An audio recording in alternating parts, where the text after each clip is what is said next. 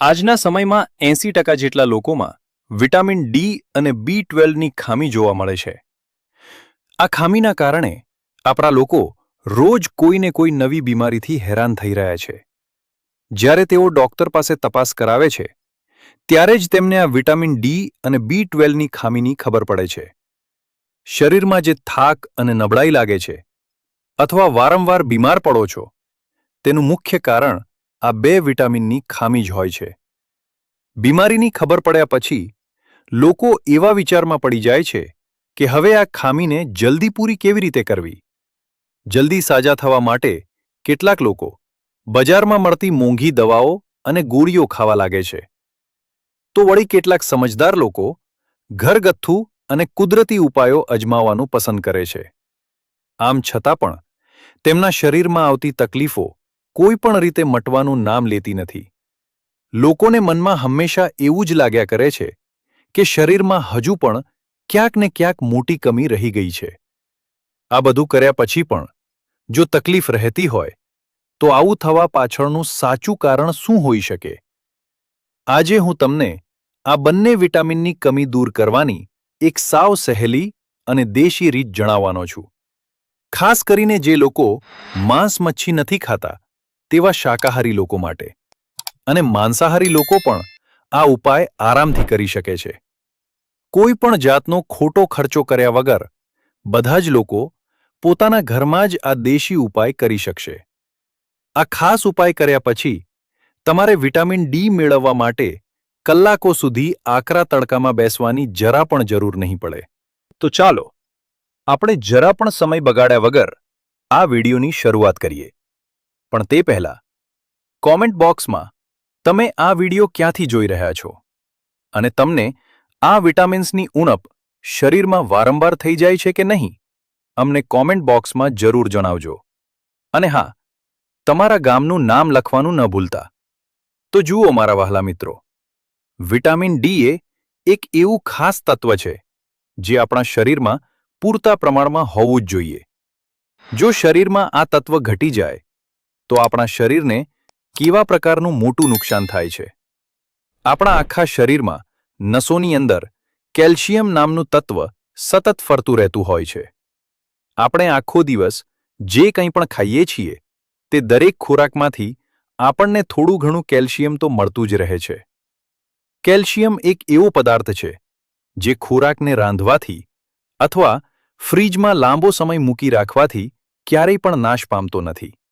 એટલે કે જો તમે રોટલી કે ભાખરી માટે અનાજ ખાઈ રહ્યા છો તો તેમાંથી પણ તમને જરૂર પૂરતું કેલ્શિયમ મળી જ જાય છે.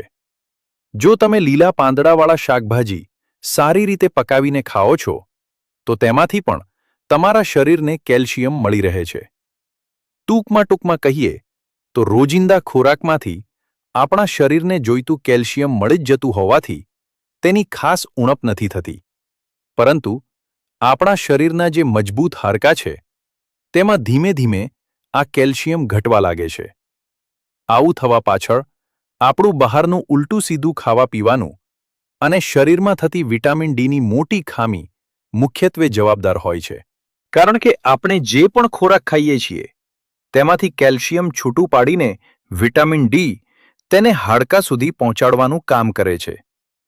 તેથી જો શરીરમાં વિટામિન ડી ઓછું હશે તો પેલું કેલ્શિયમ તમારા દાંત અને હાડકાં સુધી ક્યારેય યોગ્ય રીતે નહીં પહોંચી શકે. આ જ એક મોટું કારણ છે કે શરીરને સાજું રાખવા માટે વિટામિન ડીની સૌથી વધારે જરૂર પડતી હોય છે. શરીરમાં વિટામિન ડી ઘટવાની શરૂઆત થતાં જ તમને હાથ અને પગ સહિત આખા શરીરમાં કળતર અને દુખાવો થવા લાગશે. હાડકાં નબળા પડવાથી ફ્રેક્ચર જલ્દી થઈ જાય છે અને નાની ઉંમરમાં લોકોને ગોઠણ કે સાંધાના દુખાવાની મોટી બીમારી લાગુ પડી જાય છે. જ્યારે તમે ઉઠો છો કે બેસો છો ત્યારે શરીરના દરેક સાંધામાંથી કટ એવો અવાજ આવવાનું ચાલુ થઈ જાય છે. જો સાંધામાંથી આવો અવાજ વધારે આવતો હોય અને દુખાવો પણ રહેતો હોય તો તમારે સમજી લેવાનું કે શરીરમાં વિટામિન ડી ઘટી ગયું છે. તમને બધાને કદાચ ખબર જ હશે કે વિટામિન ડી આપણને સૂર્યના કોમળ તડકામાંથી મફતમાં મળે છે. પરંતુ અત્યારના સમયમાં જો આપણે તડકામાં લાંબો સમય બેસીએ તો આપણી ચામડી દાજીને એકદમ કાળી પડી જવાનો ડર રહે છે. આ દોડધામવાળા જીવનમાં લોકો પાસે કલાકો સુધી તડકામાં બેસી રહેવાનો સમય પણ બિલકુલ હોતો નથી. રજાના દિવસે એક દિવસ તડકામાં બેઠા તો પછી આખું અઠવાડિયું કામના લીધે તમને તડકામાં બેસવાનો જરાય સમય મળતો નથી. ઘણા મજૂર વર્ગના લોકો એવું કહેતા હોય છે કે અમે આખો દિવસ તડકામાં મહેનત કરીએ છીએ, છતાં અમને વિટામિન ડીની ખામી કેમ છે? આવું થવા પાછળનું સાચું કારણ શું છે તે તમારે એક વખત શાંતિથી જરૂર વિચારવું જોઈએ. આખરે આપણા સમાજમાં આટલા બધા લોકોને આ વિટામિન ડીની કમી શા માટે થઈ રહી છે? આપણા જે જૂના સમયના વડીલો હતા તેમને તો ક્યારેય વિટામિન ડીની ગોળીઓ ખાવાની જરૂર જ નહોતી પડતી. તેઓ 80 કે 90 વર્ષની ઉંમર સુધી પણ ખેતરના કામ કે ઘરના ભારે કામ હસતા હસતા અને આરામથી કરી શકતા હતા. હું તમને આ વાત સમજાવવા માટે પ્રાણીઓનું એક બીજું સાવ સહેલું ઉદાહરણ આપું છું. ગાય અને ભેંસ જેવા પ્રાણીઓ આખો દિવસ કુદરતી ઘાસ ખાય છે, માટે તેમને ક્યારેય કોઈ વિટામિનની ખામી જોવા મળતી નથી. પશુઓના શરીરના તમામ અંગો પણ મોટી ઉંમર સુધી એકદમ સાજા અને રોગ વગરના રહેતા હોય છે. તો પછી આવા રોગો અત્યારના આધુનિક માણસોમાં જ કેમ જોવા મળે છે, જે પહેલાના સમયમાં ક્યારેય નહોતા થતા? આના માટે આપણે આજકાલ જે રીતે બજારમાંથી ફળો અને શાકભાજી લાવીને ખાઈ રહ્યા છીએ તે આપણી ખોટી રીત જવાબદાર છે. ખેતરમાં ઉગતા ફળો અને લીલા શાકભાજીઓને પણ આજકાલ ઝેરી દવાઓ અને કેમિકલ છાંટીને જલ્દી પકવવામાં આવે છે. બજારમાં વેપારીઓ આ શાકભાજી અને ફળોને બગડતા અટકાવવા માટે લાંબા સમય સુધી મોટા ફ્રીજમાં સાચવીને રાખે છે. ત્યારબાદ જ્યારે આપણે તેને બજારમાંથી ખરીદીને ઘરે લાવીએ છીએ ત્યારે આપણે પણ તેને 2-4 દિવસ માટે ફ્રીજમાં જ મૂકી દઈએ છીએ. આમ ઘણા દિવસો સુધી સંગ્રહ કર્યા પછી આપણે આ ખોરાકને રાંધીને ખાઈએ છીએ. આવું કરવાથી પેલા ફળ અને શાકભાજીએ સૂર્યમાંથી જે વિટામિન ડી લીધું હોય છે તે નાશ પામે છે અને આપણને મળતું નથી. હવે તમને એવો સવાલ થતો હશે કે આપણા દાદા પરદાદાને આ વિટામિન ડી કેવી રીતે પૂરેપૂરું મળી રહેતું હતું? કુદરતનો નિયમ એવો છે કે ખેતરમાં ઉગેલા તમામ નાના મોટા છોડ સૂર્યના તડકામાંથી સીધું વિટામિન ડી ખેંચી લેતા હોય છે. જ્યારે છોડને તડકામાંથી આ પૂરતું વિટામિન ડી મળે છે ત્યારે જ તે છોડ પોતાના પર સરસ મજાના ફળ કે શાકભાજી ઉગાડી શકે છે. શાળામાં ભણતા હોય ત્યારે 3જા કે 4થા ધોરણના વિજ્ઞાનના પુસ્તકમાં પણ આ જ વાત આપણને શીખવવામાં આવે છે. ત્યારબાદ જેમ જેમ છોડ પર ફળ મોટું થઈને પાકે છે તેમ તેમ તે સૂર્યમાંથી પુષ્કળ પ્રમાણમાં વિટામિન ડી પોતાની અંદર ભેગું કરે છે. જૂના જમાનાના લોકો પોતાના ઘરના આંગણામાં કે વાડીમાં ઉગેલા છોડ પરથી એકદમ કુદરતી રીતે પાકેલા ફળો અને તાજા શાકભાજી તોડીને સીધા જ રાંધી લેતા હતા. તે સમયે શુદ્ધ દેશી ઘી અને તાજા દૂધનો જમાનો હતો, એટલે તેઓ આ તાજા શાકને શુદ્ધ તેલ કે ઘીમાં રાંધીને ખાતા હોવાથી તેમને બધું જ પોષણ આરામથી મળી જતું. હવે તમે એમ કહેશો કે અમે પણ અત્યારે વનસ્પતિમાંથી જ મળતો ખોરાક ખાઈએ છીએ, છતાં અમને શા માટે પૂરતા પ્રમાણમાં તાકાત નથી મળતી? તમે જરાક ધ્યાનથી વિચારો કે કેરી અથવા પપૈયા જેવા ફળો ઝાડ ઉપર તડકો ખાઈને મોટા તો થાય છે, પણ કાચા ફળોને ઝાડ પરથી તોડીને ગોડાઉનમાં બંધ કર્યા પછી તેની પર કાર્બાઇડ જેવી ઝેરી દવાઓ છાંટીને જબરદસ્તીથી પકવવામાં આવે છે. આવી દવાવાળા ફળોને ઘરે લાવીને આપણે ફ્રીજમાં મૂકી દઈએ છીએ, જેના કારણે તેમાં રહેલું કેમિકલ આપણા શરીરને પૂરતું વિટામિન ડી ખેંચવા દેતું નથી. દવાવાળા ખોરાકની આવી ખરાબ અસરના કારણે જ આપણા આખા સમાજમાં અત્યારે વિટામિન ડીની ઉણપ સતત વધી રહી છે. જો તમારે એકદમ કુદરતી રીતે જ શરીરમાં વિટામિન ડી વધારવું હોય તો આજથી જ સીધા ઝાડ ઉપર પાકેલા તાજા ફળ ખાવાનું ચાલુ કરી દો. આવું કરવાથી તમે જોશો કે થોડા જ સમયમાં તમારા શરીરમાંથી વિટામિન ડીની ખામી સાવ ગાયબ થઈ જશે. દાખલા તરીકે સફરજન જ્યારે ઝાડ ઉપર અડધાથી વધારે પાકી જાય છે ત્યાર પછી જ તેને તોડવામાં આવતું હોવાથી તમે તે ખાઈને સારું એવું વિટામિન મેળવી શકો છો. આ ઉપરાંત ખુલ્લા ખેતરમાં સીધા સૂર્યપ્રકાશની નીચે ઉગાડવામાં આવતા મશરૂમ ખાવાથી પણ શરીરને સારો એવો ફાયદો થાય છે. જો તમે બજારમાંથી સામાન્ય મશરૂમ લાવીને તેને થોડીવાર ઘરમાં આવતા તડકામાં ખુલ્લાલા રાખી દેશો તો પણ તેમાંથી તમને સારું એવું વિટામિન ડી મળી જશે. આ ઉપરાંત જો તમારી આસપાસ લીલું ઘાસ ખાતી દેશી ગાય કે ભેંસ હોય તો તેના શુદ્ધ દૂધ અને દહીંમાંથી પણ તમને જરૂર પૂરતું વિટામિન ડી મળી રહે છે. આ બધી જ ખામી પૂરી કરવા માટેનો એક રામબાણ અને દેશી ઉપાય હું તમને જણાવું. પણ તે પહેલાં આપણે વિટામિન B12 વિશે થોડીક માહિતી સમજી લઈએ.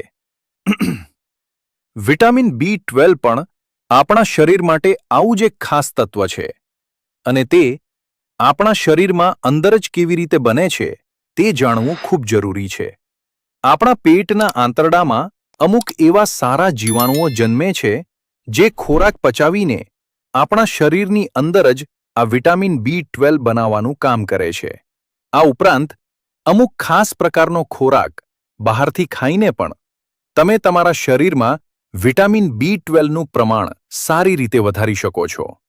પરંતુ બહારથી આવો ખોરાક ખાવાથી આપણું શરીર તેમાંથી પૂરતું વિટામિન ખેંચી શકશે કે કેમ તેની કોઈ જ પાકી ખાતરી હોતી નથી. જો તમારે બહારથી આ વિટામિન મેળવવું હોય તો તમે માંસ, મચ્છી અથવા તો ઈંડા અને આથાવાળો ખોરાક ખાઈ શકો છો. બકરીના દૂધમાં તેમજ બતક જેવા પક્ષીઓના ઈંડામાં આ તત્વ ખૂબ વધારે હોય છે. પણ શું આપણા માટે આ બધું ખાવું ક્યારેય શક્ય બની શકે ખરું? જે લોકો ધર્મ અને સંસ્કારમાં માને છે તેવા શુદ્ધ શાકાહારી લોકો માટે તો માંસ, મચ્છી ખાવું અશક્ય છે. તેથી તેમણે કયો ખોરાક ખાવો જોઈએ તેની સાચી જાણકારી મેળવવી પડશે. શાકાહારી લોકોએ ખોરાકમાં આથો લાવીને બનાવેલી વસ્તુઓ વધારે ખાવી જોઈએ. જેમ કે તાજા દહીંમાંથી તમને થોડા પ્રમાણમાં સારું એવું વિટામિન B12 મળી જાય છે. સફરજન અને કાકડી તેમજ આમળા જેવા ફળોના કટકા કરીને તેને મીઠાવાળા પાણીમાં પતલારી રાખવાથી 4 થી 5 દિવસમાં તેમાં સારો એવો આથો આવી જાય છે અને તે ખાટા લાગવા માંડે છે. આ રીતે મીઠાવાળા પાણીમાં આથો લાવીને બનાવેલા ફળો ખાવાથી તમે તમારા શરીરમાં ખૂબ જ ઝડપથી વિટામિન B12 વધારી શકો છો. હવે આપણે આપણા પેટમાં રહેલા પેલા સારા જીવાણુઓની વાત કરીએ. તેમનો વિકાસ કેવી રીતે થાય છે અને શરીરમાં શા માટે તેમની ઉણપ થવા લાગે છે? જે લોકો સામાન્ય તાવ, શરદીમાં પણ ડોક્ટરની ભારે દવાઓ અને ગોળીઓ વારંવાર ખાધા કરે છે તેવા લોકોના પેટમાં પેલા સારા જીવાણુઓ મરી જવાથી તેમને આ વિટામિનની મોટી ખામી જોવા મળે છે.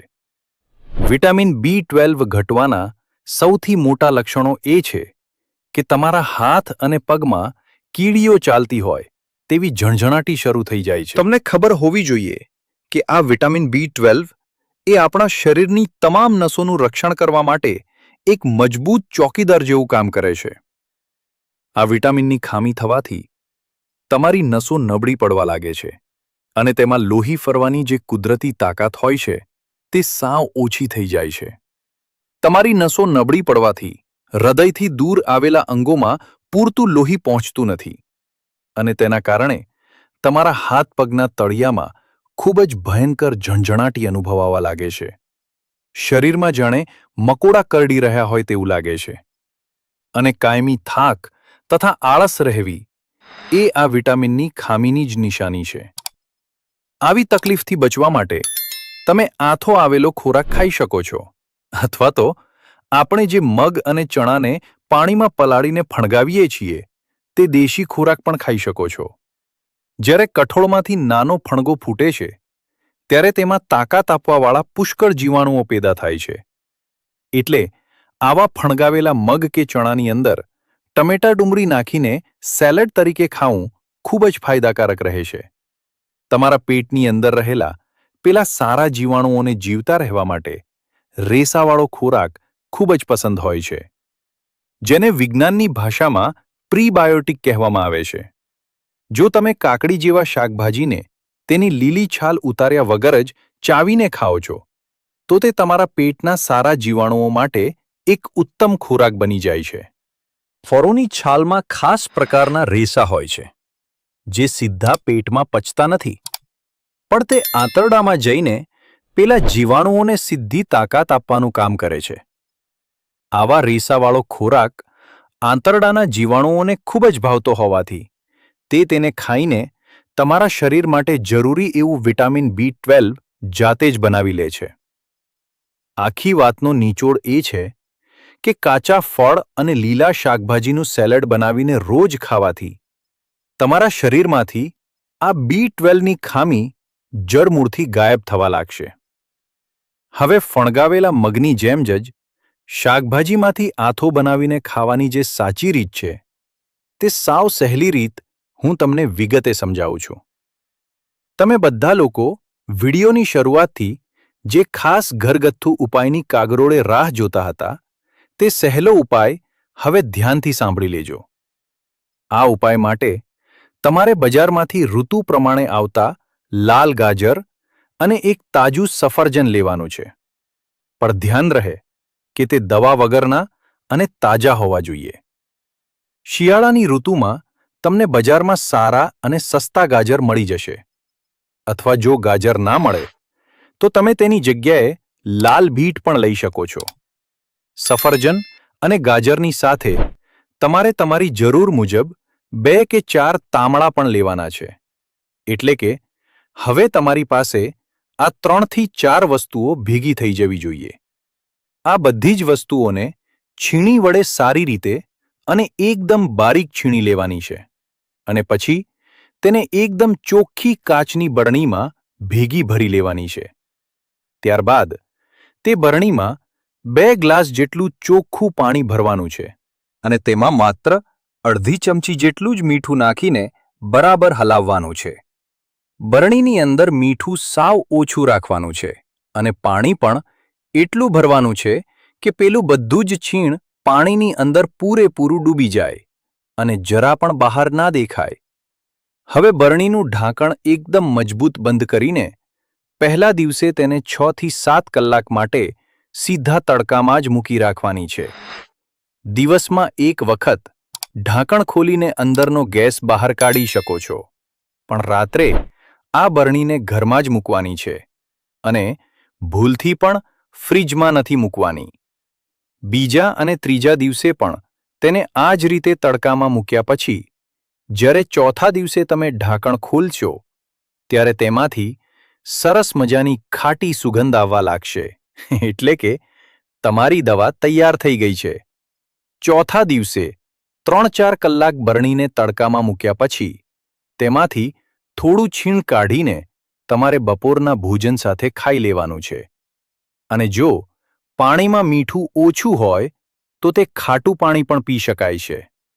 હવે તમે દરરોજ બપોરે કે રાત્રે જમવાની સાથે આ દેશી દવા ખાઈ શકો છો, અને 1 અઠવાડિયામાં આ બરણી પૂરી થઈ જાય એટલે બીજા અઠવાડિયા માટે નવી બરણી આ જ રીતે તૈયાર કરી લેવાની છે. તડકામાં રાખીને તૈયાર કરેલી આ દેશી દવા ખાવાથી તમને પૂરેપૂરું વિટામિન D તો મળશે જ, પણ સાથે તમારે જમતી વખતે દેશી ઘી કે શુદ્ધ તેલ પણ થોડુંક ખાવું પડશે, જેથી કરીને આ બધું જ પોષણ તમારા શરીરમાં બરાબર પચી શકે, અને દિવસમાં તમારે પણ થોડીવાર ખુલ્લા તડકામાં જરૂર બેસવું જોઈએ. હવે તમને એવો વિચાર આવતો હશે કે આમાંથી આપણને વિટામિન B12 કેવી રીતે મળશે? આપણે આ વસ્તુઓને તડકામાં રાખીને આથો લાવ્યા છીએ, તેથી તેની અંદર આપણા પેટને ફાયદો કરતા સારા જીવાણુઓ પેદા થઈ ગયા છે.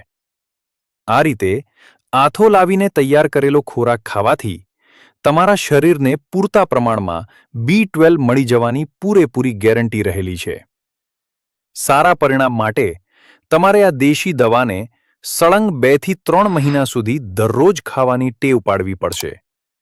આ એકદમ દેશી અને સહેલી રીત અપનાવીને તમે તમારા ઘરે બેઠા જ વિટામિન ડી અને B12ની મોટી ખામીને કાયમ માટે દૂર કરી શકો છો. બહારનું ખરાબ ખાવાનું બંધ કરીને હંમેશા ખેતરની તાજી વસ્તુઓ ખાવી જોઈએ અને શરીરને આરામ આપવા માટે રાત્રે પૂરતી અને શાંત ઊંઘ લેવી પણ ખૂબ જરૂરી છે. જો તમે આટલું ધ્યાન રાખશો તો તમારા શરીરમાં ક્યારેય કોઈ મોટી બીમારી નહીં આવે અને જીવનમાં ક્યારેય પણ કોઈ પણ જાતના વિટામિન કે તાકાતની કમી નહીં જોવા મળે. મને પૂરેપૂરો વિશ્વાસ છે કે તમને બધાને માહિતી આપતો મારો આજનો આ ખાસ વિડિયો ખૂબ જ પસંદ આવ્યો હશે. હું એવી આશા રાખું છું કે તમે આ વિડિયોને તમારા મિત્રો સાથે શેર કરીને તેને લાઇક પણ જરૂર કરશો. જો તમે અમારી આ ચેનલ પર પહેલીવાર આવ્યા છો તો આવા જ કામના વિડિયો જોવા માટે અમારી ચેનલ ગુજ્જુ હેલ્થ ટિપ્સને સબસ્ક્રાઇબ કરવાનું બિલકુલ ના ભૂલતા.